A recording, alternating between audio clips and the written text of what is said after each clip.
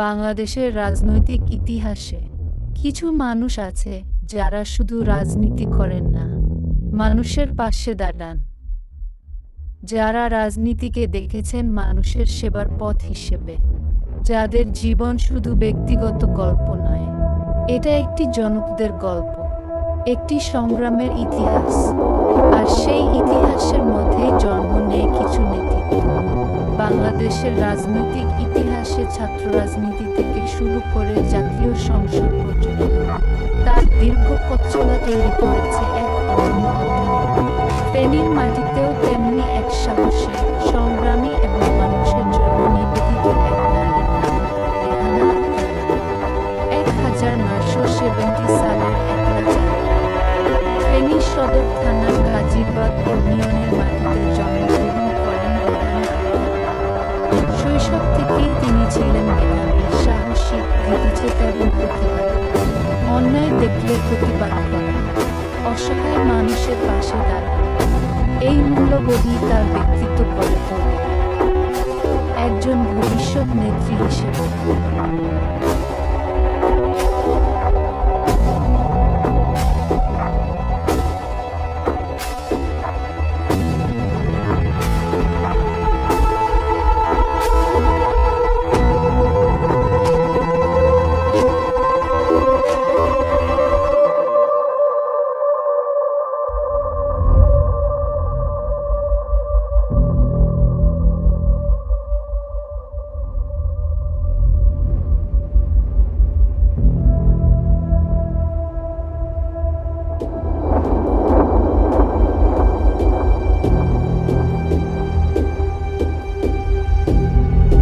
মাধ্যমিকের পর 1987-88 সেশনে তিনি ভর্তি হন ঢাকা বিশ্ববিদ্যালয়ের রাষ্ট্রবিজ্ঞান বিভাগে।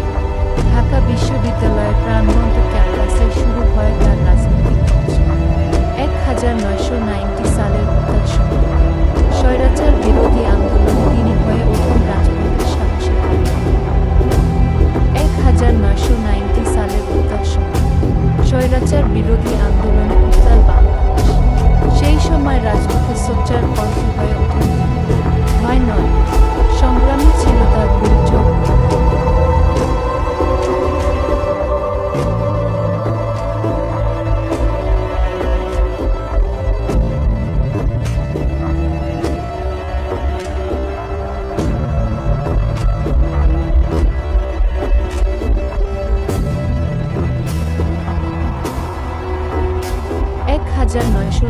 সালে ঢাকা বিশ্ববিদ্যালয়ের রোকেয়া হল ছাত্রদলের সদস্য সচিব নির্বাচিত হন তিনি। একই বছরে ডাকসু নির্বাচনে রোকেয়া হল ছাত্রী সংসদের সমাজসেবা বিষয়ক সম্পাদিকা নির্বাচিত হন। একটি বিরল ইতিহাসও তৈরি হয়। তার 2 বোন সহ জাহানারা বেগম ও শাহানা আক্তার, 3 বোন একসাথে ঢাকা বিশ্ববিদ্যালয় ডাকসু নির্বাচনে বাংলাদেশ জাতীয়তাবাদী ছাত্রদল এর হয়ে নির্বাচন করে নির্বাচিত হন ছাত্র রাজনীতিতে।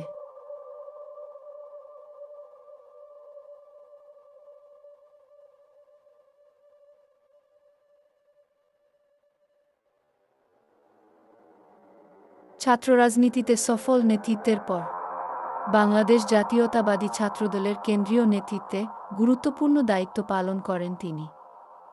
ছাত্রী বিষয়ক সম্পাদিকা, সহসাধারণ সম্পাদক, সিনিয়র সহসভাপতি, প্রতিটি দায়িত্বে তিনি প্রমাণ করেছেন তার সাংগঠনিক দক্ষতা।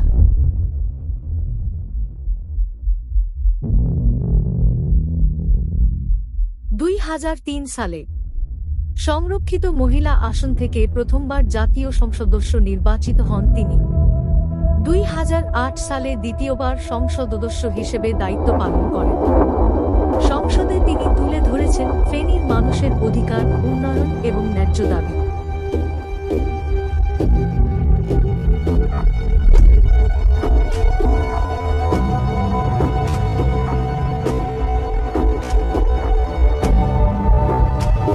উনার পুরো হল বিএনপির একটি আদর্শ পরিবার, যেখানে সবাই বিএনপির রাজনীতির সাথে যুক্ত। তার 2 বোন, উনার স্বামী, দেবর সহ পুরো পরিবার বিএনপির রাজনীতির সাথে সম্পৃক্ত আছে। পুরো পরিবারের সবাই মিলে একটি শক্তিশালী বিএনপির রাজনৈতিক ঐতিহ্য। তার শক্তি।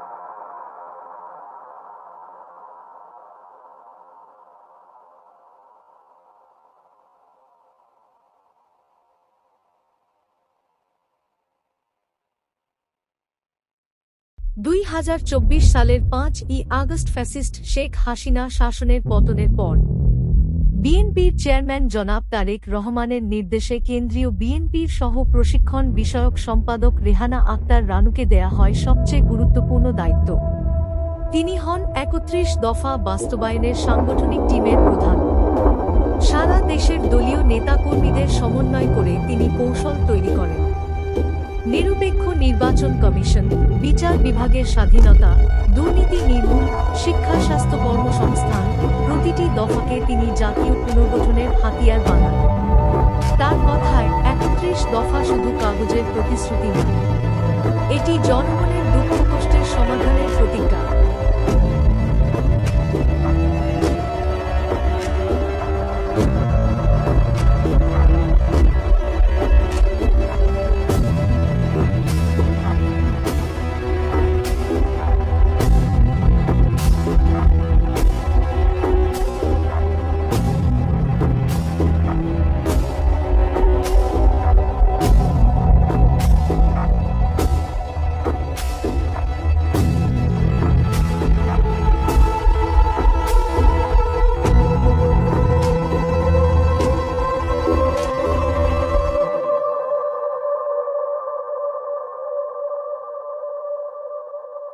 কিন্তু তার রাজনীতি শুধু সংসদে সীমাবদ্ধ নয়।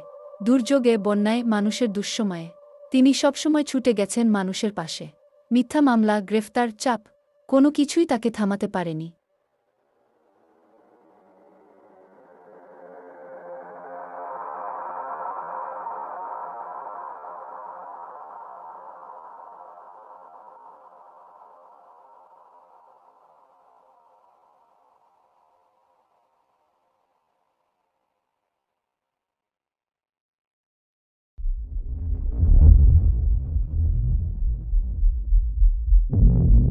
সংগ্রামের সেই পথচলা আজও অব্যাহত। মানুষের অধিকার প্রতিষ্ঠার লড়াইও আজও তিনি অঙ্গীকারবদ্ধ। গণতন্ত্র, ন্যায়বিচার এবং মানুষের অধিকার প্রতিষ্ঠার জন্য ফেনীর মাটির এই সাহসী নেত্রী আজ আবারও প্রস্তুত মানুষের জন্য কাজ করতে।